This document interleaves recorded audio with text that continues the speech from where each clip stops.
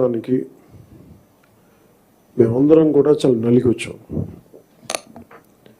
వ్యక్తిగతంగా మా మీద దాడులు కానీ తిట్లు కానీ ఇంక్లూడింగ్ గత ప్రభుత్వం నుంచి మాకు థ్రెట్స్ కానీ ఇంక్లూడింగ్ కుటుంబ సభ్యుల మీద దాడులు కానీ ఇవన్నీ అనుభవించి వచ్చామంటే, ఇంత భరించి మేము ఎందుకు వచ్చామంటే వ్యవస్థల్ని బతికించాలనే చెప్పి.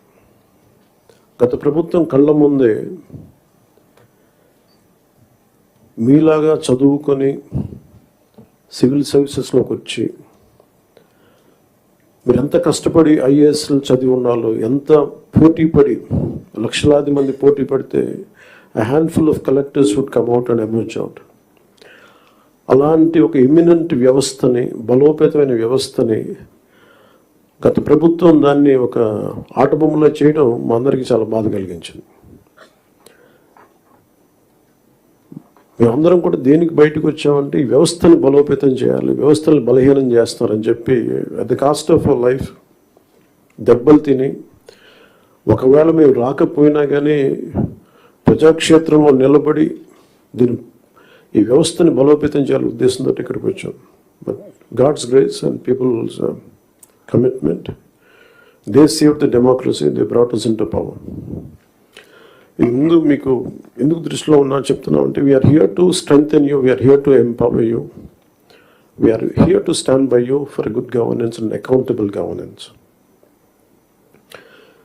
ఇన్ని దశాబ్దాలుగా ఇప్పుడు ఆంధ్రప్రదేశ్, ఉమ్మడి ఆంధ్రప్రదేశ్ కానీ విభజిత ఆంధ్రప్రదేశ్ కానీ ఎప్పుడు ఇంత ఇబ్బంది పడలేదు. గత 5 ఏళ్ళుగా ఆంధ్రప్రదేశ్లో పాలన ఎలా ఉందో చూశారు. గతంలో చాలామంది నా సన్నిహితులు, సహచరులు కొంతమంది చెప్తా ఉన్నారు, ఇదివరకు ఆంధ్రప్రదేశ్లో పనిచేయాలి బ్యూరోక్రాట్స్ అని అనుకుంటే ఐఏఎస్లు కానీ ఐపీఎస్లు కానీ ఎనీ సర్వీసెస్ నుంచి పోటీ పడేవాళ్ళం. ఇదివరకు ఒక మోడల్ స్టేట్గా ఉండేది ఆంధ్రప్రదేశ్. ఇప్పుడు కూడా model state in the last 5 yearsలో. హౌ నాట్ టు బి, ఒక రాష్ట్రం ఎలా ఉండకూడదో తెలియజేస్తుంది. ఒకప్పుడు ఒక రాష్ట్రం ఎలా ఉండాలో తెలియజెప్పింది, ఇప్పుడు ఒక రాష్ట్రం ఎలా ఉండకూడదో తెలియజెప్పిందని. So we want to bring back, to take it back to the old state of under the leadership of dynamic leadership of honourable CM Shri Chandrababu Naidu garu. ఆయన అనుభవం, ఆయన దిశానిర్దేశం ఈ రాష్ట్రానికి బలంగా మేలు చేస్తుందని మీ అందరికీ తెలుసు, మా అందరికీ సంపూర్ణ నమ్మకం ఉంది. నేను పంచాయతీరాజ్, రూరల్ డెవలప్మెంట్తో పాటు forest science and technology, environment శాఖలు కూడా తీసుకున్నాను. వీటిలో కొన్ని మీ సహాయ సహకారాలు కావాల్సినవి, మీరు ఏం కావాలని మేము ఆశిస్తున్నాను చెప్తాను. ఈ సంవత్సరానికి సంబంధించి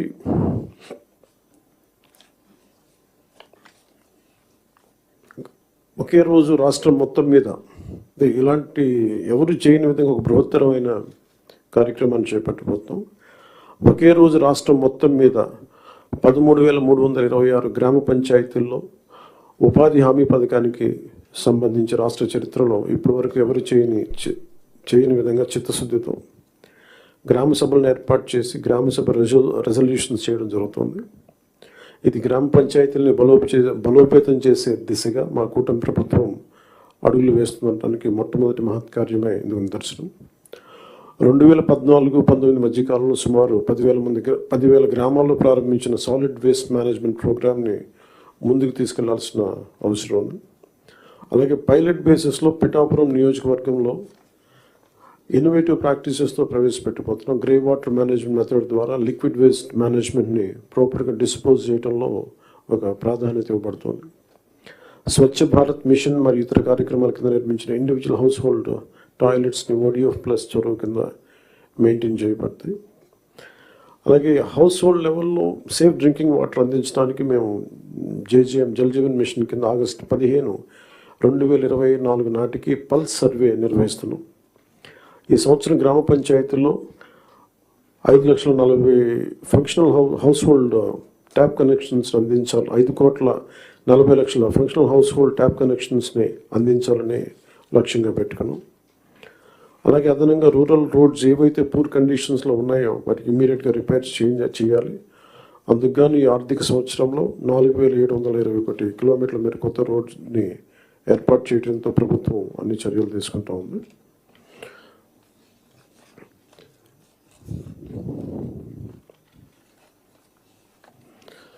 అలాగే మన స్టేట్లో నోటిఫైడ్ ఫారెస్ట్లు 29.23%, 37,421 స్క్వేర్ కిలోమీటర్స్ ఫారెస్ట్ కవర్ ఉంది.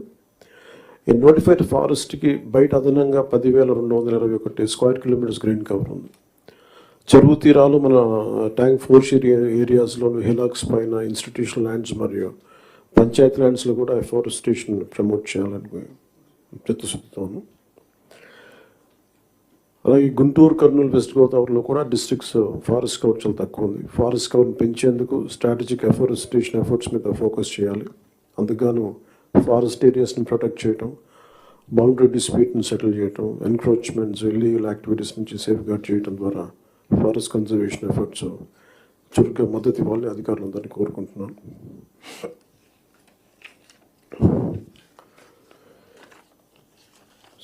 Later we'll go into a very deep plan, but నాకు వారంత అనుభవం లేదు కాబట్టి I would like to learn. It's learning పార్ట్గా తీసుకున్నాం.